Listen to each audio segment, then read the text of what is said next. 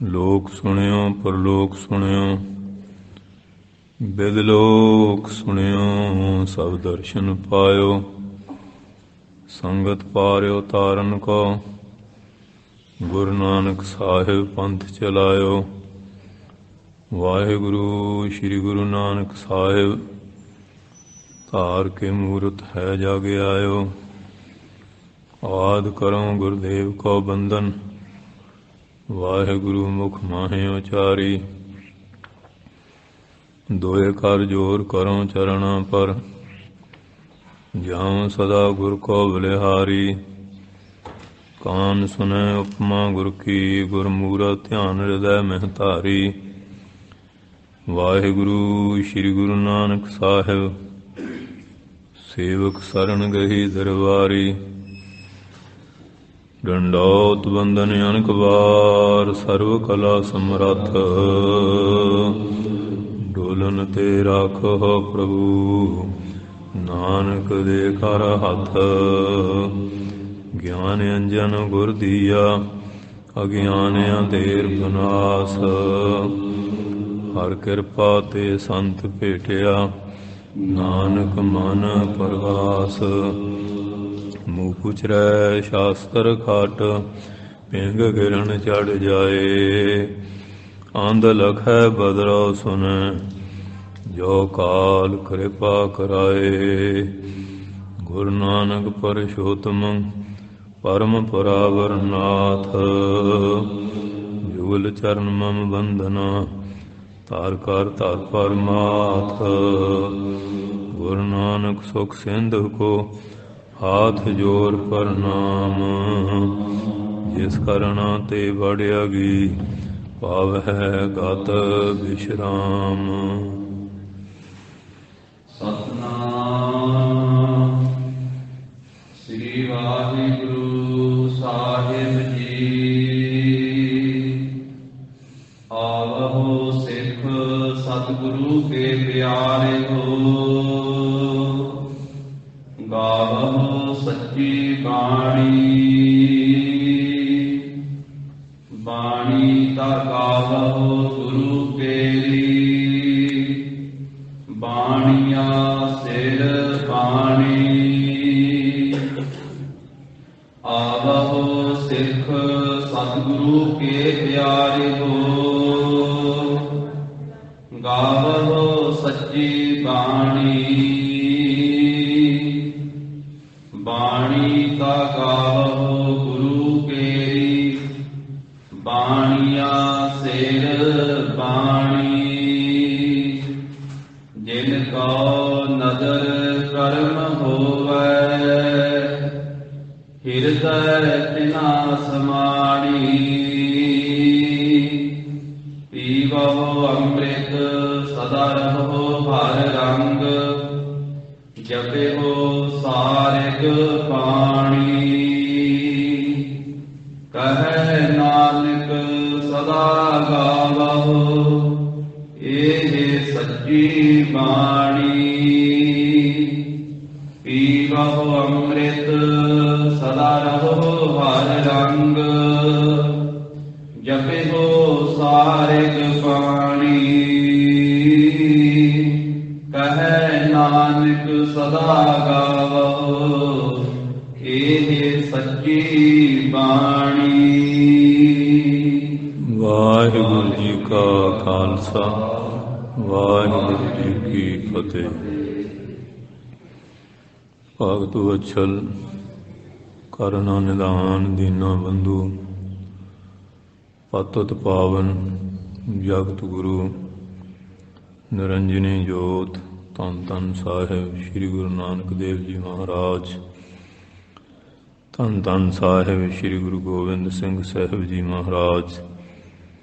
ਧੰਨ ਧੰਨ ਸਾਹਿਬ ਸ੍ਰੀ ਗੁਰੂ ਗ੍ਰੰਥ ਸਾਹਿਬ ਮਹਾਰਾਜ ਜੀ ਦੀ ਮਹਾਨ ਬਖਸ਼ਿਸ਼ ਕਿਰਪਾਲਤਾ ਦਾ ਸਦਕਾ, ਪ੍ਰਬੰਧਕਾਂ ਦੇ ਸ੍ਰੇਸ਼ਟ ਉਦਮ ਦੁਆਰਾ ਆਪ ਸਾਰੀਆਂ ਸੰਗਤਾਂ ਗੁਰੂ ਮਹਾਰਾਜ ਦਾ ਓਟ ਆਸਰਾ ਲੈ ਕੇ ਸਤਿਗੁਰੂ ਜੀ ਦੇ ਪਾਵਨ ਪਵਿੱਤਰ ਸੱਚਖੰਡ ਦਰਬਾਰ ਗੁਰਦੁਆਰਾ ਸ੍ਰੀ ਬੇਰ ਸਾਹਿਬ ਵਿਖੇ ਹਾਜ਼ਰੀ ਭਰਦੇ ਹੋਏ ਬੜੇ ਪਿਆਰ ਔਰ ਸਤਿਕਾਰ ਦੇ ਨਾਲ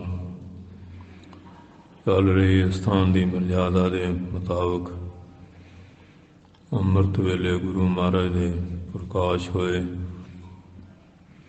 ਪੰਜ ਬਾਣੀਆਂ ਦਾ ਨਿਤਨੇਮ, ਸ਼੍ਰੀ ਆਸਾ ਜੀ ਦੀ ਵਾਰ ਦਾ ਕੀਰਤਨ ਅਰਜਸ ਔਰ ਚੱਲ ਰਹੀ ਜੋ ਲੜੀਵਾਰ ਕਥਾ ਹੈ, ਸਰਵਣ ਕਰਨ ਵਾਸਤੇ ਸਤਿਗੁਰੂ ਜੀ ਦੇ ਪਾਵਨ ਦਰਬਾਰ ਦੀ ਹਾਜ਼ਰੀ ਭਰ ਰਹੇ ਹੋ। 920 ਕੀ ਅੰਗ ਤੇ ਇਹ ਕਥਾ ਪਹੁੰਚੀ ਹੈ। ਧੰਨ ਧੰਨ ਸਾਹਿਬ ਸ੍ਰੀ ਗੁਰੂ ਅਮਰਦਾਸ ਸਾਹਿਬ ਜੀ ਮਹਾਰਾਜ ਜੀ ਦੀ ਪਾਵਨ ਗੁਰਬਾਣੀ ਸ਼੍ਰੀ ਆਨੰਦ ਸਾਹਿਬ। ਇਸ ਬਾਣੀ ਵਿੱਚੋਂ ਜੋ ਮਹਾਰਾਜ ਨੇ ਬਖਸ਼ਾਂ ਕੀਤੀਆਂ ਹਨ, 40 ਪੌੜੀਆਂ ਹਨ। ਹਰ ਪੌੜੀ ਦੇ ਵਿੱਚ ਗੁਰੂ ਮਹਾਰਾਜ ਨੇ ਇੱਕ ਵਿਸ਼ਾ ਲੈ ਲਿਆ, ਉਹਦੇ ਉੱਤੇ ਬੜੀ ਸੁੰਦਰ ਵਿਆਖਿਆ ਕੀਤੀ ਹੈ। ਅੱਜ ਦੀ ਜੋ ਪੌੜੀ ਹੈ, ਇਹਦੇ ਵਿੱਚ ਗੁਰਬਾਣੀ ਪੜ੍ਹਨ ਸੁਣਨ ਦਾ, ਗਾਉਣ ਦਾ ਮਹਾਤਮ ਔਰ ਪ੍ਰੇਰਨਾ ਦੇ ਰਹੇ ਹਨ, ਕਿਉਂਕਿ ਸੰਸਾਰ ਦੇ ਉੱਤੇ ਬੜੇ ਧਾਰਮਿਕ ਗ੍ਰੰਥ ਹਨ ਔਰ ਜੋ ਇਸ ਦੇਸ਼ ਵਿੱਚ ਪੁਰਾਤਨ ਗ੍ਰੰਥ ਹੈ, ਉਹਨਾਂ ਨੂੰ ਵੇਦ ਮੰਨਿਆ ਜਾਂਦਾ ਹੈ। 4 ਵੇਦ, ਰਿਗ, ਯਜੁਰ, ਸਾਮ ਤੇ ਅਥਰਵ। 6 ਸ਼ਾਸਤਰ ਹੈ ਤੇ 27 ਸਿਮਰਤੀਆਂ, 18 ਪੁਰਾਣ ਹੈ। ਪੁਰਾਣ ਹੁੰਦੇ ਚ ਪੁਰਾਣੀਆਂ ਗੱਲਾਂ, ਕੋਈ ਇਤਿਹਾਸ ਵਗੈਰਾ ਲਿਖੇ ਹੋਏ ਹੋਣ, ਕੁਝ ਮੌਕੇ ਦੇ ਅਵਤਾਰਾਂ ਦੀਆਂ, ਜਾਂ ਜਿਹੜਾ ਕੋਈ ਮੁੱਖ ਕਿਸੇ ਦਾ ਆਰਾਧ ਦੇਵਤਾ ਹੈ ਉਹਦੇ ਉੱਪਰ, ਔਰ ਕੁਝ ਰਾਜਿਆਂ ਦੇ ਪ੍ਰਸੰਗ ਵੀ ਵਿੱਚ ਹੈਗੇ ਆ। ਜੇ ਉਹਨਾਂ 'ਚ ਕੋਈ ਕਮੀ ਪੇਸ਼ੀ ਹੈ ਤੇ ਫਿਰ ਉਹ ਸਿਮਰਤੀਆਂ ਵਗੈਰਾ ਹੈ ਕਿ ਉਹਦੇ ਨਾਲ ਉਹਦਾ ਕੋਈ ਨੁਕਤਾ ਗਲਤ ਹੈ ਤੇ ਸਦਾਈ ਕੀਤੀ ਜਾਏ। ਜੇ ਸਿਮਰਤੀਆਂ 'ਚ ਕੋਈ ਸ਼ੰਕੇਵਾਦੀ ਵਾਲੀ ਗੱਲ ਹੈ, ਫਿਰ ਸ਼ਾਸਤਰਾਂ ਦੁਆਰਾ ਇਹਨਾਂ ਦਾ ਖਿਆਲ ਹੈ, ਤੇ ਜੇ ਸ਼ਾਸਤਰਾਂ 'ਚ ਕੋਈ ਸ਼ੱਕ ਦਾ ਭਾਸ ਹੈ, ਫਿਰ ਵੇਦਾਂ ਨੂੰ ਮੁੱਖ ਮੰਨਦੇ ਆ। ਵੇਦ ਬਾਣੀ ਹੈ, ਇਸ ਤਰ੍ਹਾਂ ਈਸਾਈ ਉਹ ਬਾਈਬਲ ਨੂੰ ਮੰਨਦੇ ਆ, ਮੁਸਲਮਾਨ ਲੋਕ ਆ ਉਹ ਕੁਰਾਨ ਨੂੰ ਆਪਣਾ ਪ੍ਰਧਾਨ ਗ੍ਰੰਥ ਮੰਨਦੇ ਆ। ਜੈਨੀ ਬੋਧੀਆਂ ਦੇ ਆਪੋ ਆਪਣੇ ਆ, ਹੋਰ ਵੀ ਮਤ ਮਤਾਂਤਰ ਬਹੁਤ ਆ ਕਿ ਜਿਨ੍ਹਾਂ ਨੇ ਆਪੋ ਆਪਣੇ ਪੁਸਤਕ ਜਾਂ ਗ੍ਰੰਥ ਵਗੈਰਾ ਬਣਾਏ ਹੋਏ ਆ। ਉਹਨਾਂ 'ਚ ਵੀ ਚੰਗੀ ਸਿੱਖਿਆ ਮਿਲਦੀ ਹੈ। ਬਾਕੀ ਹੋਰ ਆ ਦੁਨਿਆਵੀ ਕਿਤਾਬਾਂ, ਬਹੁਤ ਲਿਟਰੇਚਰ ਹੈਗੇ ਆ, ਉਹਨਾਂ ਦੇ ਪੜ੍ਹਨ ਸੁਣਨ ਨਾਲ ਐਸੇ ਵੀ ਪੁਸਤਕ ਆ ਜਿਨ੍ਹਾਂ ਦੇ ਪੜ੍ਹਨ और सुन विचारन ਨਾਲ ਮਨ ਦੇ ਅੰਦਰ ਗਲਤ ਭਾਵ ਵੀ ਪੈਦਾ ਹੁੰਦੇ ਆ। ਮਨ ਦੇ ਅੰਦਰ ਚੰਚਲਤਾ, ਬਕਾਰ, ਦੋਸ਼ ਪੈਦਾ ਹੋ ਜਾਂਦੇ ਹਨ। ਇਸ ਵਾਸਤੇ ਮਹਾਰਾਜ ਨੇ ਗੁਰਮੁਖਾਂ ਨੂੰ ਇਹ ਪ੍ਰੇਰਨਾ ਦਿੱਤੀ ਹੈ ਕਿ ਕੋਈ ਨਾ ਕੋਈ ਇਨਸਾਨ ਪੁਸਤਕ ਪੜ੍ਹੇਗਾ ਜਿੱਥੇ ਜਿੱਥੇ ਜਿਸ ਤਰ੍ਹਾਂ ਦਾ ਕਿਸੇ ਦਾ ਭਾਵ ਹੈ, ਰੁਚੀ ਹੈ। ਤੇ ਮਹਾਰਾਜ ਕਹਿੰਦੇ ਵੀ ਜੇ ਪੜ੍ਹਨ ਸੁਣਨ ਦੇ ਨਾਲ ਮਨ ਵਿੱਚ ਦੋਸ਼ ਪੈਦਾ ਹੁੰਦੇ ਆ, ਇਹ ਉਹਨਾਂ ਪੁਸਤਕਾਂ ਦਾ ਜਿਹੜਾ ਪੜ੍ਹਨਾ ਵਿਚਾਰਨਾ ਉਹ ਨੁਕਸਾਨਦਾਈ ਹੈ, ਜਿਹੜਾ ਗੰਦਾ ਲਿਟਰੇਚਰ ਹੈ। ਇਸ ਵਾਸਤੇ ਮਹਾਰਾਜ ਨੇ ਗੁਰਸਿੱਖਾਂ ਨੂੰ ਉਹਨਾਂ ਪੁਸਤਕਾਂ ਦੇ ਪੜ੍ਹਨ ਤੋਂ ਵਿਵਰਜਿਤ ਕੀਤਾ ਜਿਨ੍ਹਾਂ ਦੇ ਪੜ੍ਹਨ ਦੇ ਨਾਲ ਮਨ ਵਿੱਚ ਚੰਚਲਤਾ ਵਾਲਾ ਭਾਵ ਜਾਂ ਵਕਾਰ ਦ੍ਰਿਸ਼ਟੀ ਪੈਦਾ ਹੁੰਦੀ ਹੈ। ਉਸ ਦੇਖਣ ਨੂੰ, ਉਹ ਗੱਲਾਂ ਸੁਣਨੀਆਂ, ਉਹਨਾਂ ਸੁਸਾਇਟੀਆਂ ਵਿੱਚ ਚੱਲ ਕੇ ਜਾਣਾ, ਇਹਦੇ ਤੋਂ ਵੀ ਵਿਵਰਜਿਤ ਕੀਤਾ ਹੈ। ਗੁਰੂ ਕੀ ਸੰਗਤ ਵਿੱਚ ਜਾਣ ਦੀ ਹਰ ਥਾਂ ਪ੍ਰੇਰਨਾ, ਬਾਣੀ ਨਾਮ ਜਪਣ ਵਾਸਤੇ ਵੀ ਬਹੁਤ ਮਹਾਰਾਜ ਨੇ ਪ੍ਰੇਰਨਾ ਦਿੱਤੀ ਹੈ। ਕਿਉਂ ਜਿੱਥੇ ਜਾ ਕੇ ਮਨ ਸ਼ੁੱਧ ਹੁੰਦਾ ਹੈ, ਪਵਿੱਤਰ ਹੁੰਦਾ ਹੈ, ਚੰਚਲਤਾ ਦੂਰ ਹੁੰਦੀ ਹੈ, ਵਿਕਾਰਾਂ ਵੱਲੋਂ ਮਨ ਰੋਕ ਕੇ ਔਰ ਸਦਾਚਾਰੀ ਗੁਰਮੁਖ ਪਵਿੱਤਰ ਜੀਵਨ ਵਾਲਾ ਬਣਦਾ ਹੈ। ਉਹਨਾਂ ਗ੍ਰੰਥਾਂ ਨੂੰ ਪੜ੍ਹਨ ਦੀ ਸਿੱਖਿਆ ਹੈ। ਤੇ ਗੁਰੂ ਘਰ ਦੇ ਵਿੱਚ ਵੀ ਬੇਅੰਤ ਐਸੇ ਗ੍ਰੰਥ ਹੈ, ਇਤਿਹਾਸ ਵਗੈਰਾ ਵੀ ਹੈ, ਤੇ ਜਨਮ ਸਾਖੀਆਂ, ਵਿਜੇ ਮੁਕਤਿਆ 100 ਸਾਖੀ ਹੈ, ਸੂਰਯ ਪ੍ਰਕਾਸ਼, ਔਰ ਇਸ ਤਰ੍ਹਾਂ ਪੰਥ ਪ੍ਰਕਾਸ਼ ਵੀ ਹੈ, ਗੁਰਪੁਰਬ ਪ੍ਰਕਾਸ਼ ਹੈ, ਔਰ ਇਸੇ ਤਰ੍ਹਾਂ ਫਿਰ ਰਹਿਤਨਾਮੇ ਵਗੈਰਾ ਵੀ ਹੈ। ਭਾਈ ਗੁਰਦਾਸ ਦੀਆਂ 12 ਕਵਿਤ ਸੋਈਏ ਮਹਿਮਾ ਪ੍ਰਕਾਸ਼ ਹੈ, ਸੇਵਾਦਾਰ ਦੀਆਂ ਪਰਚੀਆਂ ਵਗੈਰਾ ਵੀ ਹੈ। ਔਰ ਇਸੇ ਤਰ੍ਹਾਂ ਫਿਰ ਕਵਿਤ ਸੋਈਏ ਹੈ ਭਾਈ ਨੰਦ ਲਾਲ ਜੀ ਦੀਆਂ ਰਚਨਾਵਾਂ ਵੀ ਹੈਗੀਆਂ। ਇਤਿਹਾਸ ਪੜ੍ਹਦੇ, ਸੁਣਦੇ, ਵਿਚਾਰਦੇ ਹਾਂ।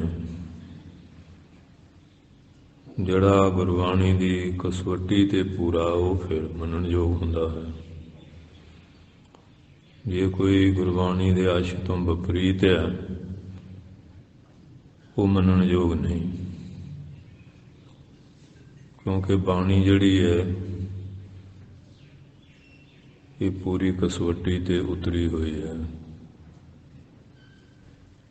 ਕਿਉਂਕਿ ਬਾਣੀ ਨਿਰੰਕਾਰ ਪਰਮੇਸ਼ਰ ਦੀ ਬਾਣੀ ਹੈ। ਇਸ ਕਰਕੇ ਪੂਰਨ ਪੁਰਖਾਂ ਦੀ ਬਾਣੀ ਹੈ, ਇਹਦੇ ਵਿੱਚ ਕੋਈ ਅਧੂਰਾਪਨ ਨਹੀਂ। ਬਾਕੀ ਕਵੀ ਲੋਕ ਜਾਂ ਵਿਦਵਾਨ ਲੋਕ ਆ, ਜਿੰਨੀ ਸੋਝੀ ਹੈ ਉਹਦੇ ਮੁਤਾਬਕ ਉਹ ਫਿਰ ਲਿਖਦੇ ਆ। ਕਈ ਵਾਰੀ ਆਪਣੇ ਵੱਲੋਂ ਕੋਈ ਦ੍ਰਿਸ਼ਟਾਂਤ ਪ੍ਰਮਾਣ ਕਿ ਮੈਂ ਆਪਣੇ ਪ੍ਰਸੰਗ ਨੂੰ ਸੋਹਣਾ ਬਣਾਵਾਂ, ਕੋਈ ਇੱਧਰੋਂ ਉੱਧਰੋਂ ਵੀ ਜੋੜ ਲੈਂਦੇ ਆ। ਉਹ ਪ੍ਰਸੰਗ ਕਈ ਵਾਰੀ ਬਾਣੀ ਦੀ ਕਸਵੱਟੀ ਤੇ ਪੂਰੇ ਨਹੀਂ ਉਤਰਦੇ। ਉਹ ਫਿਰ ਮੰਨਣਯੋਗ ਨਹੀਂ ਹੁੰਦੇ। ਇਹਦਾ ਮਤਲਬ ਇਹ ਨਹੀਂ ਕਿ ਜੇ ਕਿਸੇ ਵਿਦਵਾਨ ਨੇ ਉਹ ਰਚਨਾ ਕੀਤੀ ਹੈ ਉਹ ਸਾਰੀ ਦਾ ਹੀ ਖੰਡਨ ਕੀਤਾ ਜਾਏ, ਐਸਾ ਵੀ ਨਹੀਂ। ਬਹੁਤ ਕੁਝ ਚੰਗਾ ਵੀ ਹੁੰਦਾ ਹੈ। ਇਸ ਤਰ੍ਹਾਂ ਦੁੱਧ 'ਚ ਕੋਈ ਮੱਖੀ ਮੁੱਖੀ ਪੈ ਜਾਏ, ਮੱਖੀ ਕੱਢੀ ਦੀ ਆ, ਦੁੱਧ ਨਹੀਂ ਡੋਲੀ ਦਾ। ਇਸ ਤਰ੍ਹਾਂ ਜੇ ਕੋਈ ਉਹ ਕਵੀ ਦੀ ਰਚਨਾ ਵਿੱਚ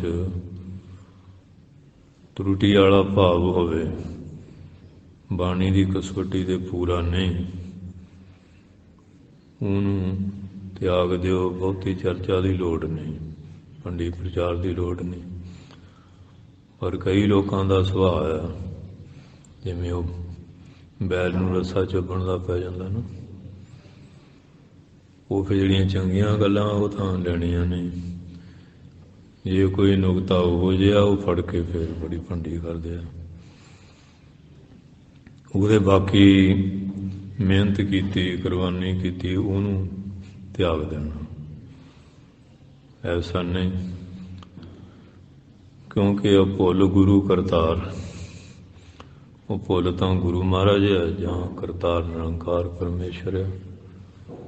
ਬਾਕੀ ਬੰਦਾ ਤਾਂ ਭੁੱਲਣ ਵਿੱਚ ਕੀ ਆ, ਸਭ ਕੋਈ ਕਰਤਾ ਆਪਣਾ ਭੁੱਲਾ। ਬੰਦੇ ਤੋਂ ਭੁੱਲ ਹੋ ਜਾਣੀ ਸਹਿਬਨ ਹੈ। ਅਤੇ ਜੇ ਉਸਨੇ ਕੋਈ ਇਤਿਹਾਸ ਬਹੁਤ ਵੱਡਾ ਗ੍ਰੰਥ ਬਣਾਇਆ, ਉਹਦੇ 'ਚ ਕੋਈ ਕਮੀ ਰਹਿ ਗਈ, ਉਹ ਜਿਵੇਂ ਕੀੜੀ ਤੇੜ ਭਾਲਦੀ ਨਾ, ਉਹ ਜਿਹੜੇ ਇਸ ਤਰ੍ਹਾਂ ਦੇ ਟੁਚਰਵਾਦੀ ਲੋਕ ਨਹੀਂ, ਉਹ ਗੱਲ ਫੜ ਲੈਣੀ, ਬਾਕੀ ਨਹੀਂ ਦੇਖਣਾ ਕਿ ਬਾਕੀ ਉਹਨੇ ਕਿੰਨੀ ਮਿਹਨਤ ਕੀਤੀ ਹੈ, ਕਿੰਨੀ ਕੁਰਬਾਨੀ ਕੀਤੀ ਹੈ। ਉਹ ਸਿਰਫ ਇੱਕ ਨੁਕਤਾ ਲੈ ਕੇ ਫਿਰ ਇਸ ਤਰ੍ਹਾਂ ਬੜਾ ਉਹ ਪ੍ਰੋਪੇਗੰਡਾ ਕਰਦੇ ਆ, ਗਲਤ ਪ੍ਰਚਾਰ ਕਰਦੇ ਆ। ਆਪਣੇ ਕੋਲ ਗੁਰਬਾਣੀ ਦੀ ਇੱਕ ਕਸਵੱਟੀ ਹੈ, ਜੋ ਬਾਣੀ ਦੇ ਆਸ਼ੇ ਮੁਤਾਬਕ ਆ ਉਹ ਪੜ੍ਹ ਲੈਣਾ, ਸੁਣ ਲੈਣਾ ਚਾਹੀਦਾ। ਹੁਣ ਜਿਵੇਂ ਮਹਾਰਾਜ ਨੇ ਆਪਣੇ ਅਵਤਾਰ ਧਾਰਨ ਦੀ ਕਥਾ ਲਿਖੀ ਹੈ ਵਿਚਿੱਤਰ ਨਾਟਕ 'ਚ। ਅੱਜ ਕੱਲ੍ਹ ਬਹੁਤ ਲੋਕਾਂ ਨੇ ਆਪਣੀਆਂ ਜੀਵਨੀਆਂ ਵਗੈਰਾ ਲਿਖੀਆਂ, ਕਈਆਂ ਦੇ ਜੀਂਦਿਆਂ, ਕਈਆਂ ਦੇ ਮਰਿਆਂ ਤੋਂ ਬਾਅਦ ਉਹ ਪ੍ਰਕਾਸ਼ਿਤ ਹੋਈਆਂ। ਅਤੇ ਮਹਾਰਾਜ ਨੇ ਕਿੰਨੇ ਸਮਾਂ ਪਹਿਲਾਂ ਆਪਣੀ ਸਵੈਂਗ ਜੀਵਨੀ ਲਿਖੀ ਹੈ। ਅਤੇ ਉਹਦੇ 'ਚ ਹੁਣ ਭਾਈ ਸਾਹਿਬ ਨੇ ਕੁਝ ਪੁਰਾਣਕ ਪ੍ਰਸੰਗ ਨਾਲ ਜੋੜੇ ਹੋਏ ਆ,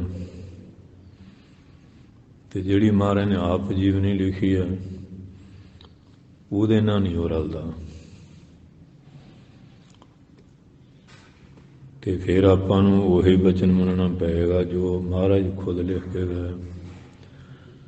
ਅਤੇ ਜਿਹੜਾ ਉਹ ਭਾਈ ਸਾਹਿਬ ਨੇ ਜਿਵੇਂ ਮਾਈਆਂ ਆਟੇ ਨੂੰ ਪ੍ਰੇਥਣ ਜਿਹਾ ਲਾ ਲੈਂਦੀਆਂ ਨਾ, ਅਤੇ ਕਵੀ ਲੋਕ ਵੀ ਇਹੋ ਜਿਹਾ ਪ੍ਰੇਥਣ ਲਾ ਲੂ ਲੈਂਦੇ ਆ। ਅਤੇ ਫਿਰ ਉਹ ਜਦੋਂ ਮਹਾਰਾਜ ਦੀ ਆਪਣੀ ਕਲਮ ਨਾਲ, ਆਪਣੀ ਮਖਾਰ ਵਿੰਦਨਾ ਬਾਣੀ ਉਚਾਰੀ, ਆਪ ਲਿਖੀ, ਉਹ ਆਪਣੇ ਕੋਲ ਹੈਗੀ ਹੈ ਕਸਵੱਟੀ। ਉਹ ਫਿਰ ਇਤਿਹਾਸ ਦਾ ਜਿਹੜਾ ਪ੍ਰਸੰਗ ਇਸ ਤਰ੍ਹਾਂ ਹੈ, ਉਹ ਫਿਰ ਮਹਾਰਾਜ ਦੀ ਰਚਨਾ ਦੇ ਨਾਲ ਜੇ ਨਹੀਂ ਰਲਦਾ ਅਤੇ ਫਿਰ ਉਹ ਤਿਆਗਣਯੋਗ ਆ। ਅਤੇ ਜਿੱਥੇ ਮਹਾਰਾਜ ਨੇ ਆਪ ਆਪਣੀ ਕਲਮ ਨਾਲ ਕੋਈ ਰਚਨਾ ਕੀਤੀ ਹੈ, ਉਹਦੇ ਨਾਲ ਪ੍ਰਸੰਗ ਰਲਦੇ ਆ, ਉਹ ਮੰਨਣਯੋਗ ਆ। ਇਸ ਵਾਸਤੇ ਬਾਕੀ ਇਤਿਹਾਸਾਂ ਦਾ ਵੀ ਇਵੇਂ ਹੈ ਕਿ ਗੁਰੂ ਗ੍ਰੰਥ ਸਾਹਿਬ ਦੀ ਬਾਣੀ ਤੁਰਕੀ ਬਾਣੀ ਹੈ, ਇਹਦੇ ਨਾਲ ਫਿਰ ਜਿਹੜਾ ਕੋਈ ਇਤਿਹਾਸ ਦਾ ਪ੍ਰਸੰਗ ਇਹਦੇ ਅਨੁਕੂਲ ਉਹ ਠੀਕ ਆ। ਜੇ ਕੋਈ ਉਹ ਵਿਦਵਾਨ ਇਸ ਤਰ੍ਹਾਂ ਲਿਖ ਗਿਆ ਅਤੇ ਬਾਕੀ ਚੰਗਾ ਵੀ ਬਹੁਤ ਕੁਝ ਲਿਖਿਆ, ਉਹ ਤਾਂ ਮੰਨੋ। ਜੇ ਕੋਈ ਉਹੋ ਜਿਹਾ ਕਮੀ ਪੇਸ਼ੀ ਰਹਿ ਗਈ, ਉਹ ਫਿਰ ਸਮਝ ਲਓ ਇਹ ਇਨਸਾਨ ਭੁੱਲਣਹਾਰ ਜੀਵ ਹੈ। ਤੇ ਉਹ ਆਪ ਕभी ਵੀ ਮਾਫੀ ਮੰਗਦਾ ਹੁੰਦਾ, ਸਾਧ ਸੰਗਤ ਜੀ ਮੇਰੇ ਤੋਂ ਕੋਈ ਗਲਤੀ ਹੋ ਗਈ ਜਾਂ ਭੁੱਲ ਹੋ ਗਈ, ਮਾਫ ਕਰ ਦਿਓ। ਮਾਫੀ ਤੋਂ ਵੀ ਮੰਗਦੇ ਆ। ਤੇ ਇਸ ਵਾਸਤੇ ਇਹ ਬਾਣੀ ਦੀ ਕਸਵੱਟੀ ਹੈ। ਇਸ ਕਰਕੇ ਮਹਾਰਾਜ ਇਸ ਬਾਣੀ ਦੀ ਪ੍ਰੋੜਤਾ ਕਰਦੇ ਹੋਏ ਵੇਦ ਕੁਰਾਨ ਦੂਜੀਆਂ ਤੀਜੀਆਂ ਬਾਣੀਆਂ ਉਸ ਤਰ੍ਹਾਂ ਦਾ ਇਨਸਾਨਾਂ ਦੀਆਂ ਕਿੰਨੀਆਂ ਬੋਲੀਆਂ, ਪਸ਼ੂ ਪੰਛੀਆਂ ਦੀਆਂ ਆਪਣੀਆਂ ਬੋਲੀਆਂ ਹੈਗੀਆਂ, ਬਿਆਨ ਤੇ ਗਿਣਤੀ ਮਿਣਤੀ ਨਹੀਂ। ਔਰ ਜਿਹਦਾ ਰਾਜ ਹੁੰਦਾ ਫਿਰ ਉਹ ਆਪਣਾ ਸਮਤ ਸਿੱਕਾ ਬੋਲੀ ਤੇ ਡਰੈਸ ਯੂਨੀਫਾਰਮ ਵੀ ਆਪਣੀ ਚਲਾ ਲੈਂਦਾ ਉਹ। ਤੇ ਜਦੋਂ ਮੁਗਲਾਂ ਦਾ ਰਾਜ ਆਇਆ ਤੇ ਉਸ ਵੇਲੇ ਫਿਰ ਉਹਨਾਂ ਨੇ ਅਰਬੀ ਜਾਂ ਫਾਰਸੀ ਚੱਲਦੀ ਰਹੀ। ਅੰਗਰੇਜ਼ ਆ ਗਏ ਨਹੀਂ ਫਿਰ ਅੰਗਰੇਜ਼ੀ। ਇਹਨਾਂ ਦਾ ਰਾਜ ਬਹੁਤ ਲੰਬਾ, ਬਹੁਤ ਦੇਸ਼ਾਂ 'ਤੇ ਰਿਹਾ। ਅੱਜ ਫਿਰ ਇਹ ਅੰਗਰੇਜ਼ੀ ਜਿਹੜੀ ਇੰਗਲਿਸ਼ ਹੈ ਇੰਟਰਨੈਸ਼ਨਲ ਭਾਸ਼ਾ ਬਣ ਗਈ। ਉਹ ਇਹਦੇ ਪੜ੍ਹਨ ਸੁਣਨਾ ਬੰਦਾ ਸਾਰੇ ਸੰਸਾਰ 'ਚ ਘੁੰਮ ਫਿਰ ਸਕਦਾ। ਇੱਧਰ ਰੁਝਾਨ ਵੀ ਇਸੇ ਕਰਕੇ ਜ਼ਿਆਦਾ। ਤੇ ਯੂਨੀਫਾਰਮ ਵੀ ਉਹ ਲੋਕ ਪਾਈ ਫਿਰਦੇ ਆ। ਜਿਹੜਾ ਗੁਰੂ ਦਾ ਬਾਣਾ ਬਾਣੀ ਸੀ ਉਹ ਤੋਂ ਤਾਂ ਹੁਣ ਕਾਫੀ ਆਪਾਂ ਦੂਰ ਜਾਈ ਜਾਂਦੇ ਹਾਂ।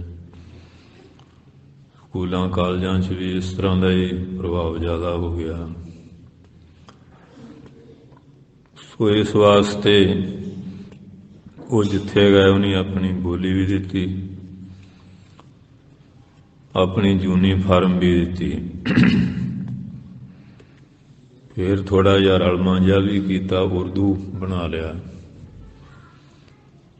ਇਹ ਥੋੜ੍ਹਾ ਸੌਖਾ ਸੀ, ਫਾਰਸੀ ਨੂੰ ਵੀ ਇੰਗਲਿਸ਼ ਨੂੰ ਵੀ ਇਹ ਵੀ ਚਲਾਇਆ।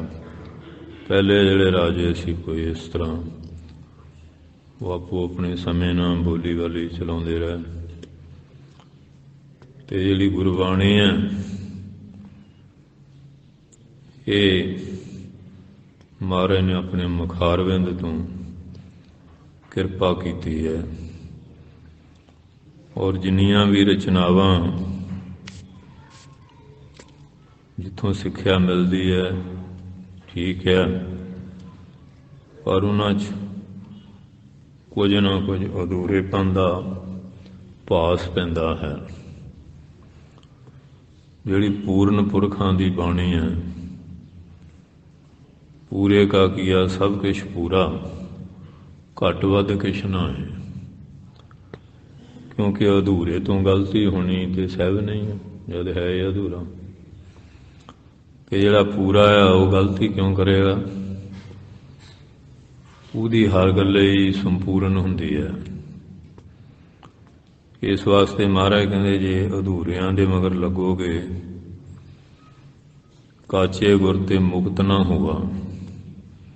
ਕੱਚਾ ਗੁਰੂ ਜਿਹੜਾ ਮੁਕਤੀ ਨਹੀਂ ਨਾ ਦੇਵੇਗਾ। ਜਿੰਨਾ ਜਿੰਨਾ ਉਹਦੇ ਕੋਲ ਗੁਣ ਆ ਉਹ ਤਾਂ ਦੇ ਸਕਦਾ,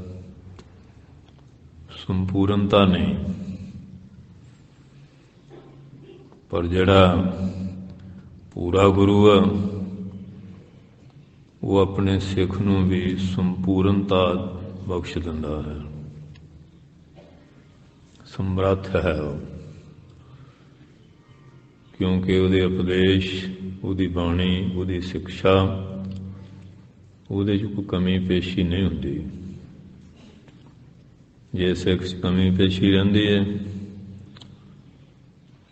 ਉਹ ਉਹਦੇ ਮੰਨਣ ਵਿੱਚ, ਬਚਨ ਨੂੰ ਅਮਲ ਲਿਆਉਣ ਵਿੱਚ ਕਮਜ਼ੋਰੀ ਹੈ। ਤੇ ਜੇ ਉਹ ਗੁਰੂ ਦੇ ਬਚਨ ਨੂੰ ਮਾਈ ਸਤ ਸਤ ਕਰਕੇ ਮੰਨਿਆ ਤੇ ਫਿਰ ਉਹ ਪੂਰਨ ਪਦ ਜਿਹੜਾ ਹੈ ਉਸ ਨੂੰ ਪਾ ਲੈਂਦਾ ਹੈ। ਤੇ ਅੱਜ ਹੁਣ ਸੰਸਾਰ ਦੇ ਉੱਤੇ ਇਹੀ ਹੈ ਕਿ ਹਰ ਕੋਈ ਬੰਦਾ ਚਾਹੁੰਦਾ ਨਹੀਂ ਹੋਵੇ ਮੈਂ ਕਿਸੇ ਅੱਗੇ ਝੁਕਾਂ ਜਾਂ ਨੀਵਾਂ ਹੋਵਾਂ। पर जदों कोई ज्ञान बख्शिश लैना फिर तां गुरु उस्ताद दे अगे झुकना तो पएगा। निमरता नहीं कुछ मिलेगा ना। पहले समय च जिहड़े वेद वगैरह लिखत विच नहीं सी, लोगों की बुद्धि बड़ी उजल सी, पवित्र सी, उम्रां भी कुछ लम्मियां, तंदुरुस्ती भी हुंदी सी, खाना पीना सारा कुछ ठीक हुंदा सी। उन्हां नूं जवानी चेते हो जांदे सी। ते जदों फिर कमजोरी आउंदी गई, याद शक्ति च कमी आ गई, फिर लिख लईए भी चेता ना भुल जाए। हुण आप फोनां च रिकॉर्ड वगैरह कर लेंदे आ। हुण तां याददाश्त बहुत ही कमजोर हो जो। कईयां नूं अपने घर दा फोन ही नहीं चेते हुंदा। कईयां दा दिमाग है वो डेयरी रखदे ही नहीं, सारे उवें ही चेते हुंदे आ। तो फिर जिहड़े वेद सीगे ना वो भुल भुला गए। फिर वो ऋषि जिन्ने असी ब्रह्मे को गए,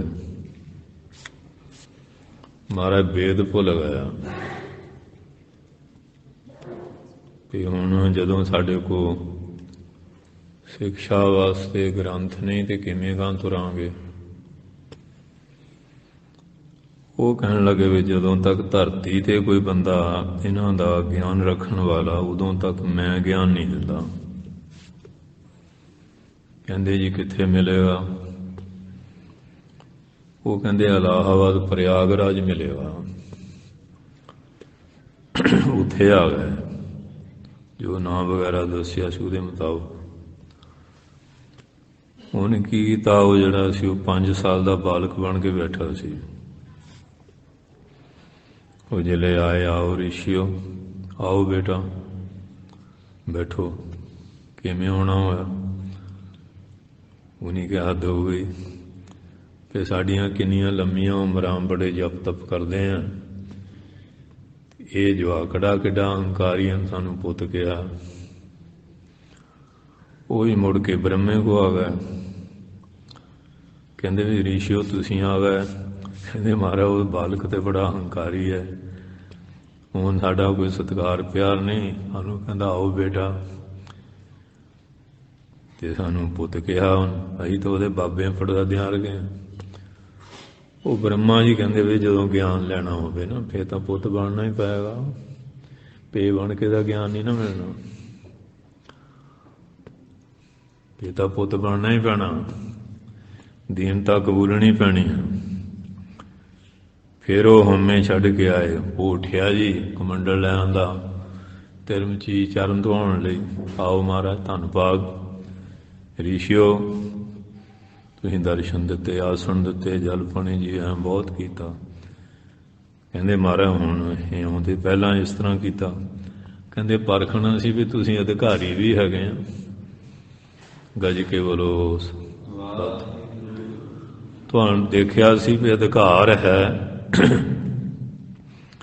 ते अजकल हुण अधिकार वाली गल ते घटी आ। बस वो चली चलाई जांदा। एक तो हुंदा ना जांदे नूं कुंजी ना खोलना ते कुंजी ना ही लाउणा। एक हुंदा विच किल जिहाड़ आया या थोड़ा तोड़ के पासे करके। अजकल तो आरियां उरियां वड्ढ वुड्ढ के कर लिया। वो गैर तरीका ना बेमर्यादा। वो तो फिर चोरां डाकुआं बदमाशां वाली क्रिया न, डकैती वाली। इसे तरह च धक्के तौड़े दे नाल इंसान सारा कुछ करना कढ़ाउणा चाहुंदा। माया वो भी धक्के ना कमा लवां, ज्ञान भी धक्के ना लै लवां, प्यो तो भी धक्के ना वसीयत करा करू लवां, उहदी धौण संगी नप नुप के। ये नहीं भी उसकी सेवा करा, उसकी खुशी लवां, वो कहे लै भी बेटा तेरा ही है सारा कुछ। वो तो गल हुण रही नहीं। ऐसा कोई कलयुग का प्रभाव है। ते पर हर चीज़ जिहड़ी है वो शरधा भगती दे उत्ते खलोती है। जो कुछ भी है अज हुण डांग डेरा ही है। आज जिहदी डांग तकड़ी आ वो धक्के ना कानून कनान भी उहदे अनुकूल हो जाते आ। जिहड़ा माड़ा उहनूं कहना है कानून आ, तू कानून ते उल्ट चलिया। ते जिहदे कोल माया ते डांग तकड़ी है वो कानूनां तो बाहर ही काम करी जाते हैं। पुछण दसण वाला कोई नहीं उन्होंने। इस तरह का ही वातावरण अपने देश का ज़्यादा ही है। बाहर तो हाले थोड़ा जिहा टिका है, कंट्रोल हैगा उत्थे। इत्थे इस तरह का ही है। सो इस वास्ते स्कूलों कालजां च लै लो, उत्थे भी विद्यार्थियों के अंदर कोई टीचरां उस्तादां कोई सत्कार प्यार वाली नहीं, कोई शरदा भगती वाली नहीं। वो भी फिर कहते शरदा भगती तो है नहीं, भी आपां नूं की है, तनख्वाह मिली जाती है, पढ़ते पढ़, नहीं पढ़ते ना पढ़न। वो भी फिर ढिले पै जाते हैं। घरां च भी दे लो, हर पासे दे लो, ये वातावरण इहो जिहा ही है। हुण आ कुर्सी युद्ध वास्ते किवें एक दूजे दी मिट्टी पुट रहे हैं। जिवें झोटे है ना, पहाड़ ते जाके सिंग मार मार के मिट्टी ना मूँह सिर भर लेंदे आ। इन्हां दा हाल भी यही होया। ये डिडू छड़पे लाउंदे फिरदे, किते टिका नहीं, ना कोई धर्म ना धड़ा। तां जद इन्हां दा टिका नहीं ते जिहड़े इन्हां मगर लगणगे वो कित्थों टिक जाणगे? होएगा टिका? सो इस वास्ते सारा संसार धर्म कर्म तो हिल गया है। ते महाराज दसदे क्यों हिल गए?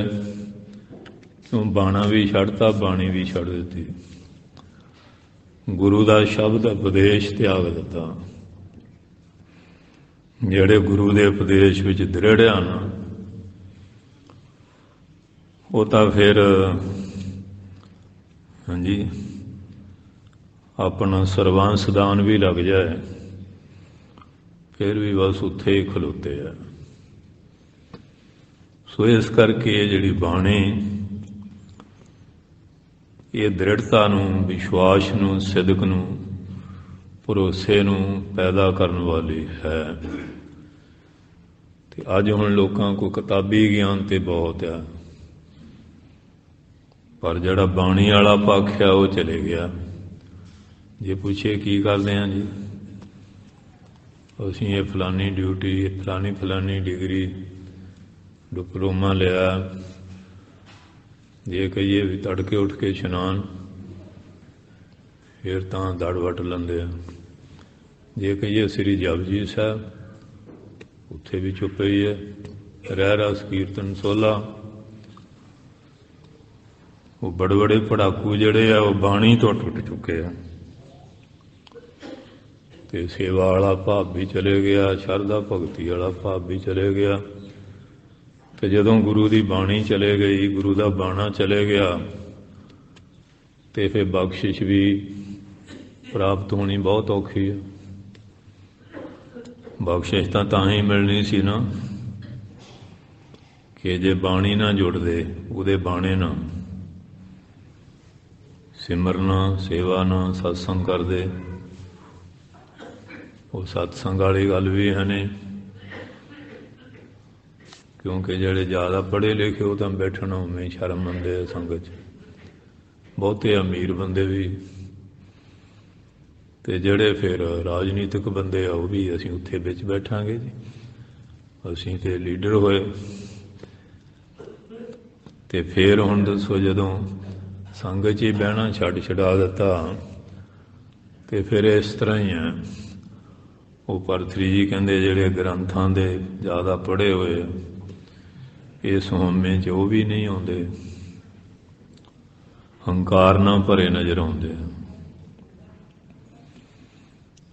ते दूसरा ये वो कहंदे नहीं ये व्याकरण विच अधूरा है, इहदी पद रचना सही नहीं, वो फिर किंतु परंतु ही करते रहंदे। हाँ जी, ਔਰ ਫਿਰ ਜਿਹੜੇ ਮਾਇਆਧਾਰੀ ਰਜਵਾੜੇ ਲੋਕ ਆ ਉਹ ਵੀ ਹੱਦ ਤੱਕ ਸਮਝਦੇ ਆ, ਕਹਿੰਦੇ ਸਾਡੇ ਕੋਲ ਆਉਂਦੇ ਕੌਣ ਆ? ਜਿਹੜੇ ਦੁਖੀ ਲੋਕ ਆ, ਕਿਸੇ ਪਾਸੇ ਕੋਈ ਚੱਲਦਾ ਨਹੀਂ, ਉਹ ਫਿਰ ਆ ਕੇ ਰੋਂਦੇ ਆ, ਬਾਬਾ ਜੀ ਕਿਰਪਾ ਕਰ ਦਿਓ। ਕਹਿੰਦੇ ਉਹ ਵੀ ਟਾਈਮ ਵੇਸਟ ਕਰਦੇ, ਅਸੀਂ ਵੀ ਕੰਨੀ ਮਰੋੜਦੇ ਹਾਂ, ਫਿਰ ਨਹੀਂ ਐਵੇਂ ਮਗਜ ਪੁੜਪੜੀ ਪਾਠ ਹੀ ਕਰਨਾ। ਕਹਿੰਦੇ ਹੁਣ ਤਾਂ ਕਲਯੁਗ ਦਾ ਇਸ ਤਰ੍ਹਾਂ ਹੀ ਆ ਵੀ ਪਾਤਰ ਤੋਂ ਬਿਨਾਂ ਗਿਆਨ ਦਿੱਤਾ ਇਹੋ ਜਿਹਾ ਹੀ ਆ, ਜਿਵੇਂ ਹਵਨ ਕੁੰਡ ਦੀ ਅੱਗ ਬੁਝ ਜਾਏ ਨਾ, ਵੇਦਾਂ ਦੇ ਮੰਤਰ ਪੜ੍ਹ ਕੇ ਤੇ ਜਿਹੜੀ ਹਵੀ ਦੀ ਅਹੂਤੀ ਆ ਉਹਦੇ ਸੁੱਟੀ ਹੋਈ ਨਿਸਫਲ ਚਲੇ ਜਾਂਦੀ ਹੈ ਨਾ, ਇਹਨਾਂ ਮੂਰਖ ਲੋਕਾਂ ਨੂੰ ਦਿੱਤਾ ਹੋਇਆ ਗਿਆਨ ਵਿਅਰਥ ਚਲੇ ਜਾਂਦਾ। ਕੋਈ ਗ੍ਰਹਿਣ ਥੋੜ੍ਹੀ ਕਰਨਾ। ਇਸ ਵਾਸਤੇ ਅੱਜ ਦਾ ਸਮਾਜ ਇਸ ਤਰ੍ਹਾਂ ਦਾ ਕੋਈ ਜਿਗਿਆਸਾ ਵਾਲੀ ਤਾਂ ਗੱਲ ਹੀ ਨਹੀਂ। ਹੁਣ ਸਵੇਰ ਤੋਂ ਸ਼ਾਮ ਤੱਕ ਗੁਰਦੁਆਰਿਆਂ 'ਚ ਬਹੁਤ ਲੋਕ ਆਉਂਦੇ ਆ, ਕੋਈ ਗਿਆਨ ਧਿਆਨ ਨਾਮ ਲਈ ਥੋੜ੍ਹੀ, ਬਸ ਇਸ ਤਰ੍ਹਾਂ ਹੀ ਆ, ਗੇੜੇ ਛੇੜੇ ਕੱਢੇ, ਘੁੰਮ ਘੁਮਾ ਕੇ ਚਲੇ ਗਏ। ਕੋਈ ਬਹਿ ਕੇ ਸਿਮਰਨ ਨਹੀਂ ਕਰਨਾ, ਕੋਈ ਸੇਵਾ ਨਹੀਂ, ਕੋਈ ਸਤਸੰਗ ਨਹੀਂ, ਕੋਈ ਕਥਾ ਕੀਰਤਨ ਨਹੀਂ। ਤੇ ਆਮ ਉਹ ਸਰੋਤੇ ਉਹੀ 10-15 ਹੁੰਦੇ ਆ ਸਵੇਰੇ ਸ਼ਾਮ, ਬਾਕੀ ਤਾਂ ਗੇੜੇ ਕੱਢਣ ਵਾਲੇ ਹੁੰਦੇ ਆ। ਪਰ ਜੇ ਹੁਣ ਕਲਾਸ ਲੱਗੀ ਹੈ ਸਕੂਲ ਵਿੱਚ, ਵਿਦਿਆਰਥੀ ਬਾਹਰ ਹੀ ਘੁੰਮਦੇ ਘੁੰਮਦੇ ਰਹਿਣ, ਫਿਰ ਉੱਥੋਂ ਟੀਚਰ ਤੋਂ ਲੈਣਾ ਦੇਣਾ ਕੀ ਹੈ? ਕਲਾਸ ਅਟੈਂਡ ਕਰਾਂਗੇ, ਜਿਹੜਾ ਲੈਸਨ ਸਬਕ ਸਿੱਖਿਆ ਦਿੱਤੀ ਜਾਂਦੀ ਉਹ ਗ੍ਰਹਿਣ ਕਰਕੇ ਪੱਕਾ ਕਰਾਂਗੇ, ਇਹ ਤਾਂ ਹੈ। ਇਹ ਗੁਰੂ ਘਰ ਵੀ ਪਾਠ ਹੋ ਰਿਹਾ, ਕੀਰਤਨ ਹੋ ਰਿਹਾ, ਕਥਾ ਹੋ ਰਹੀ ਹੈ, ਨਾਮ ਅਭਿਆਸ ਹੋ ਰਿਹਾ, ਇਹ ਗੁਰੂ ਘਰ ਦੀਆਂ ਕਲਾਸਾਂ ਹੀ ਆ। ਪਰ ਇੱਧਰ ਤਾਂ ਆਪਣਾ ਧਿਆਨ ਹੀ ਨਹੀਂ। ਉਹ ਕਹਿੰਦੇ ਇਹ ਤਾਂ ਰਾਗੀ ਦਾ ਕੰਮ ਹੈ ਜਾਂ ਪਾਠੀ ਦਾ, ਗਿਆਨੀ ਦਾ, ਆਪਣਾ ਨਹੀਂ। ਜਾਂ ਉੱਥੇ ਫੋਟੋਆਂ ਖਿੱਚ ਕੇ ਚਲੇ ਗਏ, ਜਾਂ ਸੋਹਣੇ ਗਮਲੇ ਫੁੱਲ ਫਲ ਖਿੜੇ ਆ। ਬੇਰ ਸਾਹਿਬ ਗਏ ਸੀ, ਗੁਰਦੁਆਰੇ ਦੀ ਫੋਟੋ ਨਾਲ ਆ ਜਾਏ, ਤੇ ਬਾਬੇ ਨਾਨਕ ਦੀ ਫੋਟੋ ਨਹੀਂ ਅੰਦਰ ਲਿਆਉਣੀ ਹਿਰਦੇ 'ਚ, ਆਪਣੀਆਂ ਫੋਟੋਆਂ ਦਾ ਖਿਆਲ ਜ਼ਿਆਦਾ। ਇੱਥੇ ਆ ਕੇ ਤਾਂ ਕਰਨਾ ਸੀ, ਅੱਜ ਨਹੀਂ ਅੰਦਰ ਮੂਰਤਾਂ ਬੜੀਆਂ ਹਨ ਉਹ ਕੱਢਣੀਆਂ, ਤੇ ਗੁਰੂ ਬਾਬੇ ਦਾ ਧਿਆਨ ਅੰਦਰ ਆ ਜਾਏ, ਉਧਰ ਆਪਣਾ ਹੈ ਨਹੀਂ। ਉਹ ਤਾਂ ਹੀ ਹੋਊਗਾ ਜੇ ਸਾਡੀ ਮਹਾਰਾਜ ਨੇ ਜਿਹੜੀ ਬਾਣਾ ਬਖਸ਼ਿਆ, ਬਾਣੀ ਬਖਸ਼ੀ ਆ, ਮਨ ਦੀਆਂ ਸਾਰੀਆਂ ਬਾਸ਼ਨਾਵਾਂ ਨੂੰ ਤਿਆਗ ਕੇ ਗੁਰੂ ਚਰਨਾਂ ਵਿੱਚ ਚੌਂਕੜੇ ਲਾ ਕੇ ਧਿਆਨ ਇਸਤਤ ਹੋ ਕੇ ਬੈਠਿਆ ਜਾਏ। ਸਾਰੀਆਂ ਇੰਦਰੀਆਂ ਜਿਵੇਂ ਕੱਛੂ ਸੁਕੋਚ ਕੇ ਬਹਿੰਦਾ, ਫੇਰ ਆ। ਸੋ ਆਓ ਧੰਨ ਧੰਨ ਸਾਹਿਬ ਸ੍ਰੀ ਗੁਰੂ ਅਮਰਦਾਸ ਜੀ ਮਹਾਰਾਜ ਇਸ ਪਵਿੱਤਰ ਬਾਣੀ ਦਾ ਪਠਨ ਪਾਠਨ, ਇਹਦੇ ਉਪਦੇਸ਼ ਤੇ ਅਮਲ ਕਰਨ ਦਾ ਉਪਦੇਸ਼ ਬਖਸ਼ਿਸ਼ ਕਰਦੇ ਹਨ। ਵਾਹਿਗੁਰੂ ਜੀ ਆਵੋ ਸਿੱਖ ਸਤਿਗੁਰੂ ਕੇ ਪਿਆਰੇ ਹੋ। ਹੇ ਸਤਿਗੁਰੂ ਦੇ ਪਿਆਰੇ ਗੁਰ ਸਿੱਖੋ ਆਵੋ। ਇੱਥੇ ਹੁਣ ਪਿਆਰੇ ਸ਼ਬਦ ਕਿਹਾ, ਜਿਹੜਾ ਪਿਆਰਾ ਉਹੀ ਆਊ, ਤੇ ਜਿਹ 'ਚ ਪਿਆਰੇ ਹੈ ਨਹੀਂ ਉਹਨੂੰ ਆਉਣਾ ਕਿੱਥੋਂ?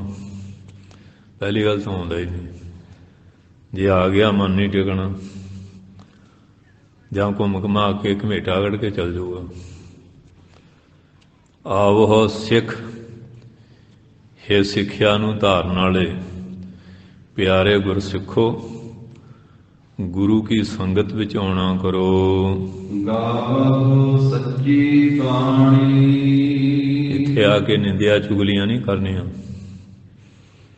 ਚੋਰੀਆਂ ਜਾਰੀਆਂ ਬਦਮਾਸ਼ੀਆਂ ਨਹੀਂ ਕਰਨੀਆਂ।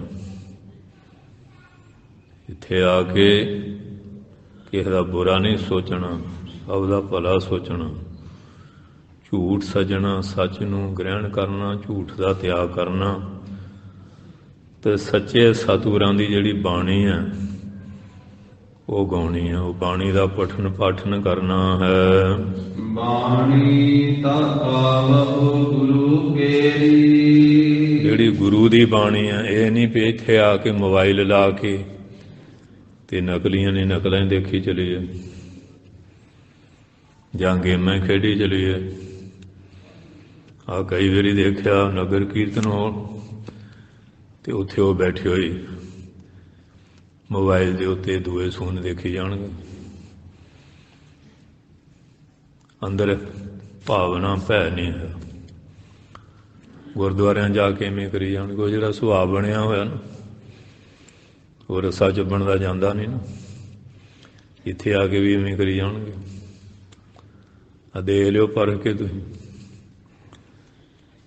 ਇੱਥੇ ਆ ਕੇ ਕੀ ਕਰਨਾ ਹੈ। ਗਾਵਹੁ ਸੱਚੀ ਬਾਣੀ। ਇਹ ਝੂਠੀਆਂ ਬਾਣੀਆਂ ਛੱਡ ਕੇ ਨਾ ਇਹ ਸੱਚੇ ਦੀ ਬਾਣੀ ਗਾਉਣੀ ਹੈ। ਬਾਣੀ ਤਾ ਗਾਵਹੁ ਗੁਰੂ ਕੇਰੀ। ਜਿਹੜੀ ਗੁਰੂ ਦੀ ਬਾਣੀ, ਗੁਰੂ ਦੇ ਸ਼ਬਦ ਆ, ਗੁਰੂ ਨੇ ਉਪਦੇਸ਼ ਦਿੱਤਾ, ਉਸ ਬਾਣੀ ਨੂੰ ਗਾਉਣਾ। ਉਸ ਬਾਣੀ ਦੁਆਰਾ ਆਪਣੇ ਜੀਵਨ ਦੀ ਵਿਚਾਰ ਕਰਨੀ। ਅਸੀਂ ਕਿੰਨੇ ਕੁ ਪਾਣੀ 'ਚ ਕਿੱਥੇ ਕੁ ਖਲੋਤੇ ਹਾਂ। ਬਾਣੀ ਕੀ ਕਹਿੰਦੀ, ਅਸੀਂ ਕੀ ਕਰ ਰਹੇ ਹਾਂ। ਇੱਥੇ ਆ ਗਏ, ਸ਼ਰਾਬ ਪੀਤੀ, ਮੂੰਹ 'ਚ ਬੋ ਆ ਰਹੀ ਹੈ, ਚਿੱਟੇ ਦਾ ਧੂੰਆਂ ਲੈ ਕੇ ਆਇਆ, ਜਰਦਾ ਫੱਕ ਕੇ ਆਇਆ। ਬਾਣੀ ਦਾ ਕਹਿੰਦੀ ਸੀ ਪਾਨ ਸੁਪਾਰੀ ਖਾਤੀਆਂ, ਮੁਖ ਬੀੜੀਆਂ ਲਾਈਆਂ, ਹਰ ਹਰ ਕਦੇ ਨਾ ਚੇਤਿਓ ਜਾਂ ਪਕੜ ਚਲਾਈਆਂ। ਤੂੰ ਕੀ ਕਰ ਰਿਹਾ। ਬਾਣੀ ਦੇ ਕਹਿ ਰਹੀ ਸੀ ਨਾ, ਤੂੰ ਪੁੱਠੇ ਕੰਮ ਕਰ ਰਿਹਾ ਸਾਰੇ। ਬਾਣੀ ਜਿਹੜੀ ਹੈ, ਗੁਰੂ ਦੀ ਬਾਣੀ ਗਾਉਣੀ, ਵਿਚਾਰਨੀ। ਜੋ ਛੱਡਣ ਲਈ ਕਹਿ ਰਹੀ ਉਹ ਕੋਈ ਛੱਡਣਾ, ਜੋ ਗ੍ਰਹਿਣ ਕਰਨ ਲਈ ਕਹਿ ਰਹੀ ਹੈ ਉਸ ਚੀਜ਼ ਨੂੰ ਗ੍ਰਹਿਣ ਕਰਨਾ ਹੈ। ਬਾਣੀਆਂ ਸਿਰ ਬਾਣੀ। ਇਹ ਬਾਣੀਆਂ ਦੀ ਸਿਰ ਸ਼੍ਰੋਮਣੀ ਸਰਤਾਜ ਬਾਣੀ ਹੈ। ਕਿਉਂ? ਮਨੁੱਖਾਂ ਦੀਆਂ ਰਚਨਾਵਾਂ ਵਿੱਚ ਕਮੀਆਂ ਹੁੰਦੀਆਂ। ਇਹ ਕਰਤੇ ਪੁਰਖ ਦੀ ਬਾਣੀ ਹੈ, ਨਿਰੰਕਾਰ ਦੀ ਬਾਣੀ ਹੈ। ਬਾਣੀ ਮਹਾਂਪੁਰਖਨ ਕੀ ਮਨੈ ਉਤਾਰਨ ਮਾਨ ਕੋ। ਇਹ ਮਨ ਦਾ ਮਾਣ ਹੰਕਾਰ ਦੂਰ ਕਰਨ ਵਾਲੀ ਹੈ। ਔਰ ਇਸ ਕਰ ਅਕਾਲ ਮੂਰਤ ਹੈ ਸਾਧ ਸੰਤਨ ਕੀ ਠਾਹਰ ਨੀਕੀ ਧਿਆਨ ਕੋ। ਇਹਦਾ ਅਕਾਲ ਪੁਰਖ ਦਾ ਸਰੂਪ ਔਰ ਮਨ ਨੂੰ ਟਿਕਾਉਣ ਦਾ ਸਾਧਨ ਹੈ। ਗੁਰ ਕਾ ਸ਼ਬਦ ਮੰਨਿਆ ਸੰਮਨ। ਕਈ ਕਹਿੰਦੇ ਮਨ ਨਹੀਂ ਜੀ ਟਿਕਦਾ। ਹੁਣ ਮਨ ਟਿਕਾਉਣ ਵਾਲੀ ਚੀਜ਼ ਇਹ ਹੈ ਨਹੀਂ, ਤੁਹਾਡੇ ਕੋਲ ਟਿਕੇ ਕਿਵੇਂ। ਹੁਣ ਸਿਰ ਦਾ ਉਹਦਾ ਹੋਊ ਤਾਂ ਇੰਨਾ ਸਿੰਧੀ ਗੋਲੀ ਖਾਣੀ ਪਊਗੀ ਨਾ, ਫੇਰ ਹੀ ਸਿਰ ਹਟੂ। ਤੇ ਇਸ ਤਰ੍ਹਾਂ ਮਨ ਦੀ ਚੰਚਲਤਾ ਦੂਰ ਕਰਨ ਵਾਲੀ ਗੁਰੂ ਦੀ ਬਾਣੀ ਹੈ। ਗੁਰੂ ਦਾ ਸ਼ਬਦ ਹੈ, ਗੁਰੂ ਦਾ ਉਪਦੇਸ਼ ਹੈ। ਇਹਦੀ ਕਮਾਈ ਕਰਨੀ ਪੈਣੀ ਹੈ, ਫੇਰ ਮਨ ਨੇ ਟਿਕਣਾ। ਇਸ ਕਰਕੇ ਮਹਾਰਾਜ ਸੱਚੇ ਪਾਤਸ਼ਾਹ ਕਹਿੰਦੇ ਇਹ ਬਾਣੀ ਗਾਉਣੀ ਆ, ਪੜ੍ਹਨੀ ਆ, ਵਿਚਾਰਨੀ ਆ, ਧਾਰਨ ਕਰਨੀ ਆ। ਜਿਵੇਂ ਸ਼ੀਸ਼ੇ 'ਚ ਮੂੰਹ ਦੇਖ ਕੇ ਸਾਬਣ ਪਾਣੀ ਨਾਲ ਮੈਲ ਧੋਈ ਦੀ ਆ ਨਾ, ਬਾਣੀ ਇੱਕ ਐਸਾ ਸ਼ੀਸ਼ਾ ਸਾਡੇ ਔਗਣਾਂ ਨੂੰ ਸਾਹਮਣੇ ਲਿਆ ਦਿੰਦਾ। ਇਹ ਉਪਦੇਸ਼ ਰੂਪੀ ਜਲ ਪ੍ਰੇਮ ਦਾ ਸਾਬਣ ਲੈ ਕੇ ਆਪਣਾ ਮਨ ਬਾਣੀ ਸਰੀਰ ਸ਼ੁੱਧ ਪਵਿੱਤਰ ਕਰਨਾ ਹੈ। ਜਿਨ ਕਉ ਨਦਰ ਕਰਨ ਹੋਵੈ। ਜਿਹਦੇ ਤੇ ਉਹਦੀ ਨਜ਼ਰ ਹੁੰਦੀ ਹੈ। ਨਜ਼ਰ ਕਿਹਦੇ ਤੇ ਹੋਊਗੀ? ਜਿਹੜਾ ਹੁਕਮ ਮੰਨੇਗਾ। ਉਹਦੀ ਨਜ਼ਰ ਬਖਸ਼ਿਸ਼ ਕਰਮ ਲੈਣ ਵਾਸਤੇ ਫਿਰ ਧੰਨ ਸ਼੍ਰੀ ਗੁਰੂ ਅਮਰਦਾਸ ਸਾਹਿਬ ਦਾ ਜੀਵਨ ਪੜ੍ਹ ਲਿਓ, ਕਿਵੇਂ ਨਜ਼ਰ ਹੋਈ ਹੈ। ਦੁਨੀਆ ਦੀਆਂ ਨਜ਼ਰਾਂ ਤਾਂ ਬਹੁਤ ਮਾੜੀਆਂ ਸੀ ਨਾ। ਇਹ ਤਾਂ ਰਾਤ ਵੀ ਤੌੜੀ ਰੱਖ ਦਿਓ, ਸਾਗ ਵਾਲੀ ਟੁੱਟੀ ਉਹ ਨਜ਼ਰ ਹਟ ਜੂ, ਜਾਂ ਟਰੱਕ 'ਤੇ ਛਿੱਤਰ ਬੰਨ੍ਹ ਦਿੱਤਾ, ਜਾਂ ਛਿੱਤਰ ਦੀ ਫੋਟੋ ਬਣਾਤੀ ਵੀ ਨਜ਼ਰ ਨਾ ਲੱਗ ਜਾਏ, ਜਾਂ ਲਿਖਤਾ ਨਜ਼ਰ ਵਾਲਿਆ ਤੇਰਾ ਮੂੰਹ ਕਾਲਾ। ਆਹ ਹੀ ਕੁਝ ਹੁੰਦਾ ਨਾ ਕਿ ਜਿਹੜੀ ਤੌੜੀ ਸਾਗ ਰਿੰਨਣ ਜੋਗੀ ਨਹੀਂ ਤੇ ਤੇਰੀ ਹੁਣ ਨਜ਼ਰ ਕਿਵੇਂ ਹਟਾ ਦੂ। ਦੁਨੀਆ ਤੇ ਇੱਥੇ ਇੱਕ ਖੜੀ ਹੈ। ਦੁਨੀਆ ਦੀ ਨਜ਼ਰ ਕਿਹੋ ਜਿਹੀ ਸੀ? ਦੇਖੋ ਜੀ, ਇਹ ਟੁੱਕ ਖਾਣ ਵਾਸਤੇ ਰੋਟੀ ਨਹੀਂ ਮਿਲਦੀ, ਇੱਥੇ ਗੁਰੂ ਅੰਗਦ ਸਾਹਿਬ ਕੋ ਧੱਕੇ ਖਾ ਰਿਹਾ, ਥੋੜ੍ਹਾ ਬਕਵਾਸ ਕਰਦੇ ਸੀ। ਦੁਨੀਆ ਦੀ ਨਜ਼ਰ ਇਹੋ ਜਿਹੀ ਸੀ। ਪਰ ਉਹਨੇ ਮਾਤਰ ਪਿੱਤਰ ਤਿਆਗ ਕੇ ਪ੍ਰੀਤ ਚਰਨ ਕਬੀਰਾ, ਲੋਕ ਲਾਜ ਤਿਆਗ ਕੇ ਨਾ ਗੁਰੂ ਦੇ ਚਰਨਾਂ ਦੀ ਪ੍ਰੀਤ ਧਾਰੀ ਧੰਨ ਸ਼੍ਰੀ ਗੁਰੂ ਅਮਰਦਾਸ ਜੀ ਮਹਾਰਾਜ। ਇਹ ਲੋਕ ਕੀ ਬਕਵਾਸ ਕਰਦੇ, ਇੱਧਰ ਧਿਆਨ ਹੀ ਨਹੀਂ, ਬਸ ਤੁਰੇ ਜਾ ਰਿਹਾ। ਜੇ ਡਰਾਈਵਰੀ ਕਰਨੀ ਜੇ ਦੇਣੇ ਵਾਏ ਫਿਰ ਤਾਂ ਐਕਸੀਡੈਂਟ ਹੋਊਗਾ ਨਾ। ਜਿਨ ਕਿਸੇ ਮੰਜ਼ਿਲ 'ਤੇ ਪਹੁੰਚਣਾ ਫਿਰ ਤੁਰਿਆ ਜਾਂਦਾ ਨੱਕ ਦੀ ਸਿਹਤ। ਬਸ ਉਹ ਤੁਰੇ ਜਾ ਰਹੇ, ਪਰਵਾਹ ਨਹੀਂ ਕੀਤੀ ਦੁਨੀਆ ਦੀ। ਬਸ ਸੇਵਾ ਕਰ ਕਰਕੇ, ਸਿਮਰਨ ਕਰ ਕਰਕੇ ਧੰਨ ਕਿ ਸ਼੍ਰੀ ਗੁਰੂ ਅੰਗਦ ਸਾਹਿਬ ਨੂੰ ਪ੍ਰਸੰਨ ਕਰ ਲਿਆ। ਜਦੋਂ ਮਹਾਰਾਜ ਪ੍ਰਸੰਨ ਹੋ ਗਿਆ ਤਾਂ ਉਹਨਾਂ ਦੀ ਮਿਹਰ ਦੀ ਨਜ਼ਰ ਹੋ ਗਈ। ਜਦੋਂ ਮਿਹਰ ਦੀ ਦ੍ਰਿਸ਼ਟੀ ਹੋਈ, ਨਾਲੇ ਬਖਸ਼ਾਂ ਕਰ ਦਿੱਤੀਆਂ। ਧੰਨ ਗੁਰੂ ਨਾਨਕ ਸਾਹਿਬ ਦੀ ਗੱਦੀ ਦੇ ਮਾਲਕ ਬਣਾ ਦਿੱਤਾ। ਜਿਨ ਕੋ ਨਦਰ ਕਰਮ, ਜਿਨ੍ਹਾਂ ਤੇ ਮਿਹਰ ਦੀ ਨਜ਼ਰ ਹੋਈ, ਕਰਮ ਨਾਲ ਹੀ ਬਖਸ਼ਿਸ਼ ਹੋ ਜਾਂਦੀ ਹੈ। ਹਿਰਦੈ ਤਿਨਾ ਸਮਾਣੀ, ਉਹਨਾਂ ਦੇ ਹਿਰਦੇ ਵਿੱਚ ਬਾਣੀ ਸਮਾਉਂਦੀ ਹੈ। ਮੀਂਹ ਕਿੰਨਾ ਪਈ ਹੈ, ਪੱਥਰ ਹੀ ਹੈ ਨਾ।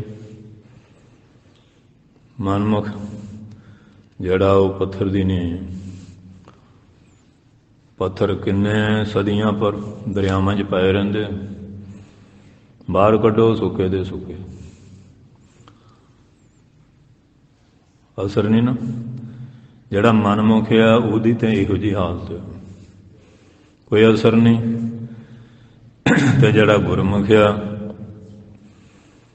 ਉਹ ਤਾਂ ਫਿਰ ਜਿਵੇਂ ਕਬੀਰ ਜੀ ਕਹਿੰਦੇ ਨਾ, ਕਬੀਰ ਤੂੰ ਕਰਤਾ ਤੂੰ ਹੁਆ, ਮੁਝ ਮੈਂ ਰਹਾ ਨਾ ਹੂੰ, ਜਬ ਆਪਾ ਪਰ ਕਾ ਮਿਟ ਗਿਆ, ਜਤ ਦੇਖਾਂ ਤਤ ਤੂੰ।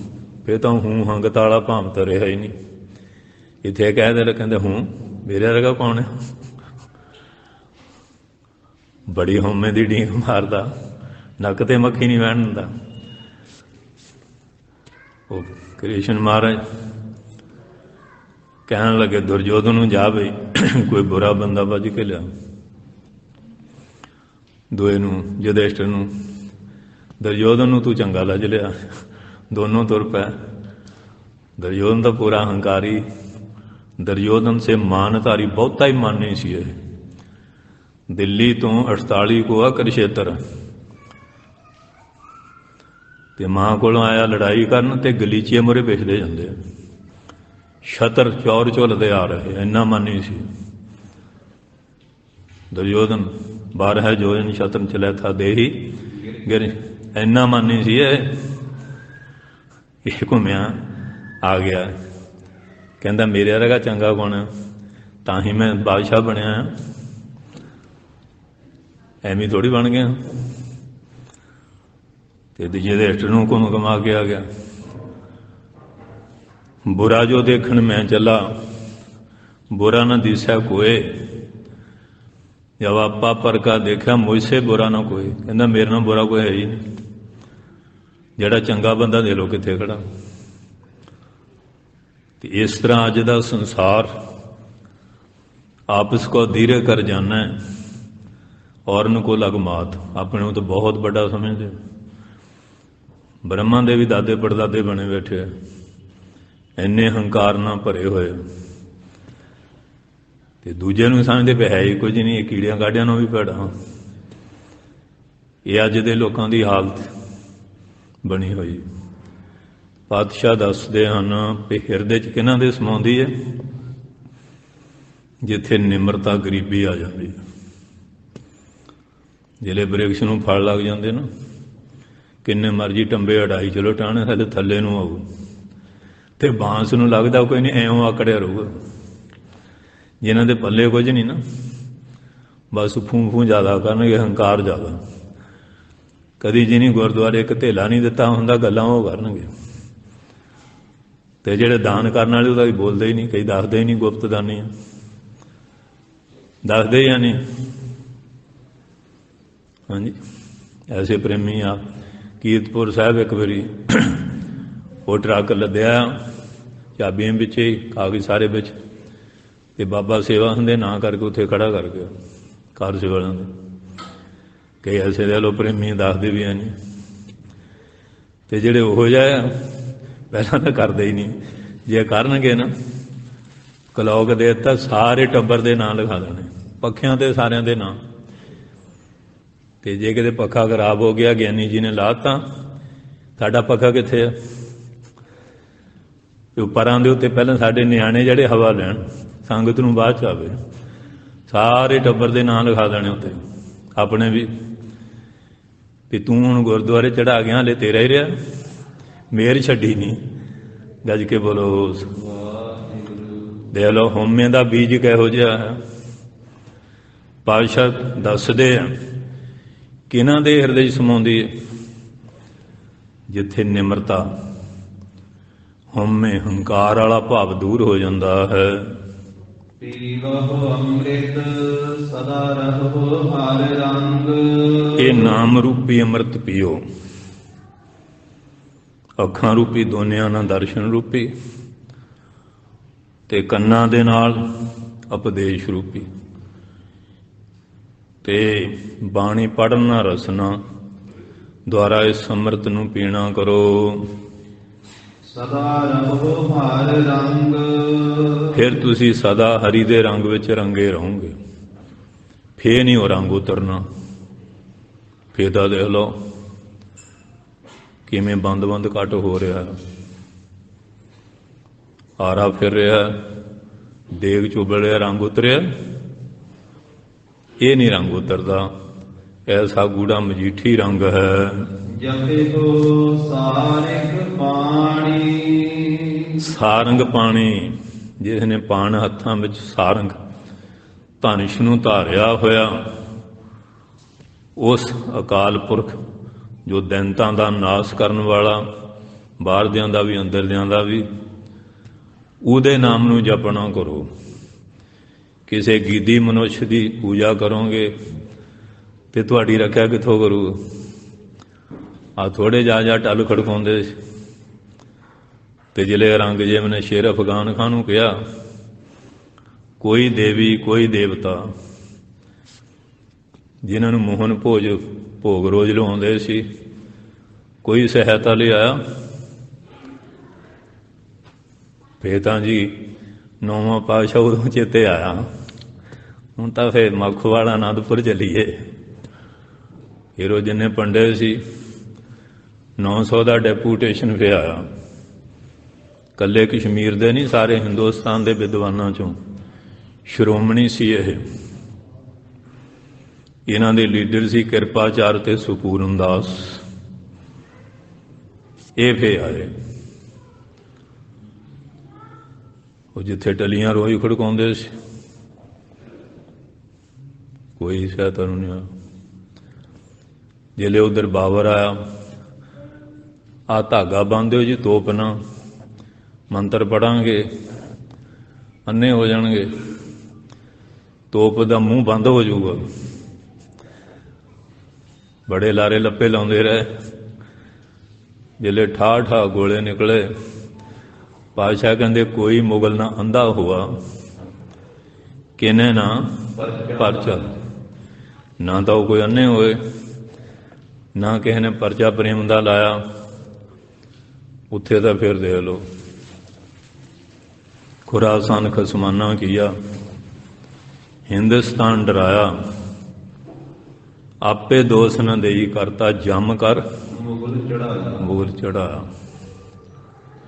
ਕੋਈ ਅੰਨਾ ਨਹੀਂ ਹੋਇਆ, ਕੋਈ ਤੋਪ ਦਾ ਮੂੰਹ ਬੰਦ ਨਹੀਂ ਹੋਇਆ, ਕੋਈ ਦੇਵੀ ਸਹਾਇਤਾ ਲਈ ਨਹੀਂ ਆਈ, ਕੋਈ ਦੇਵਤਾ ਸਹਿਤ ਹਾਲੇ ਨਹੀਂ ਆਇਆ।